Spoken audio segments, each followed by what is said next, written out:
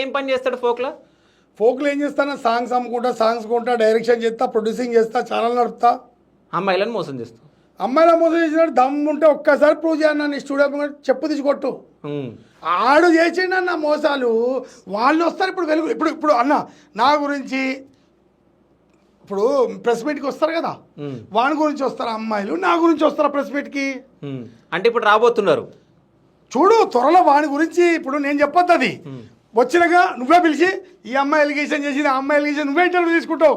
సరే, ఈ ఫోక్ ఇండస్ట్రీలో కాస్టింగ్ కౌచ్ అనేది ఉందా? ఫోక్ ఇండస్ట్రీలో ఉంటుందన్న, కాస్టింగ్ కౌచ్ ఉంటుంది. ఉంటదా?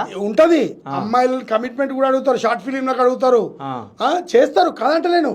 కానీ ఇప్పుడు అమ్మాయి అబ్బాయి ఓకే అయితే వాళ్ళు ఇష్టం అన్న. ఇప్పుడు అమ్మాయికి ఇష్టం లేదు బలవంతంగా వాడు కూడా చేయడు కదా.